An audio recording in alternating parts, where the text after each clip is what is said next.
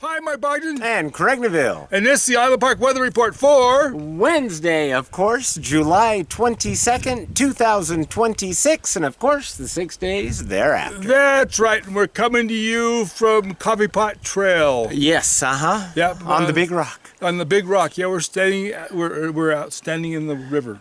More or less. More or yes. less, yeah. Yeah. Anyway, and as you can see, the lovely river is behind us, and it's calm and lazily floating down towards the rapids. It is, which is what I wish I was doing. Lazily floating towards the rapids. Right, yes, or just lazily floating.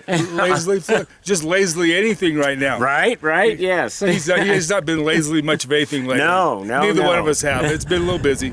Just a little bit. It's been a little busy. So let's talk about the weather, Craig. All right, so Wednesday, I think daytime highs are going to make it up into the high 70s, maybe even a low 80, but I'm going to bet on the high 70s because we're going to have some thunderstorm activity and maybe a few raindrops. Yeah, maybe more than a few on Wednesday. I think it may be a little bit more, but most of the rain that we were forecasting for last week actually went around the other side of the Continental Divide. I actually talked to one of my clients that got actually washed out of a campground over in Yellowstone, so Wow.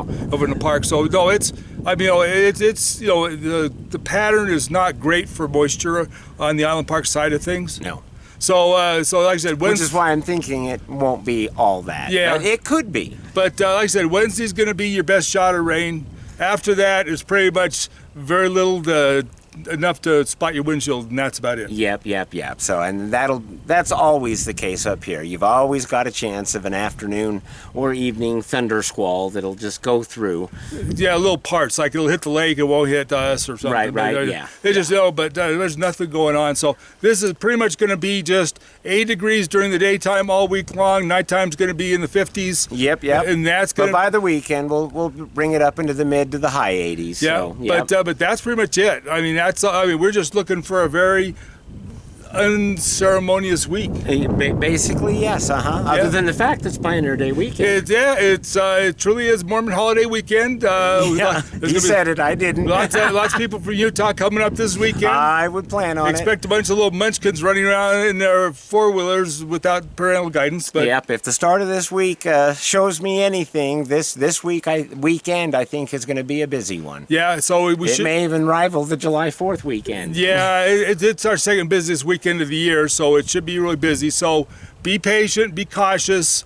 We had a big traffic accident down on Ashton Hill just a few days ago. Yeah. Yeah, a whole bunch of people slid into each other and crunched each other. I think it was like 5 cars, 7 cars, or something like that. It was 5 is what I heard. But yeah, it could have been more than that. Yeah, so. It went out of trailer and everything. But you just got to be slow, be cautious, because it's definitely that time of year where things get a little hinky. So drive a little slow, be patient, and think defensively. Okay, where am I going to go if this idiot does something he's not supposed to? So, Right. Yep. So anyway, and I think there were people trying to figure that, and when they went that direction, they quickly realized that there was somebody else already there. Well, and I think that caused the chain reaction. Well, no, there's actually a drop off, and so So there's not much of a place to go. I mean, when you're going up that hill, there's a drop off there. So it's true on the one side. Yeah. So there's just on the other side's an embankment, so it's a bit of a choke point. So.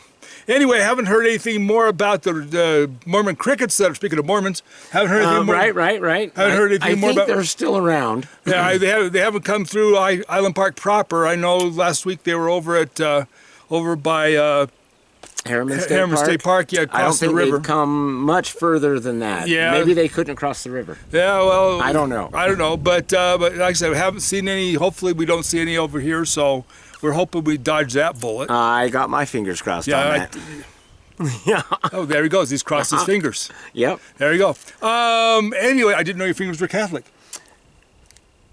I didn't know that either, but maybe they are. There you go. I don't think that was the right cross. Anyway. How would I do that? I don't know. Be careful what you're signing. You could be saying a swear word and not even realize it. Yeah. So anyway, with that, I think there's might be a art festival for Pioneer Day this week. I believe so, but I can't remember if it's at Sawtell Mountain Resort or if it's going to be down at the Blue Buffalo this year. I think it's the Blue Buffalo. Yeah, but I'm sure there's going to be one around somewhere, but I'm not sure where it's going to be, so you just have to check in. You'll see the signs. Oh, I'm sure. But Yes. it's a wicked and adulterous generation that seeketh after a sign.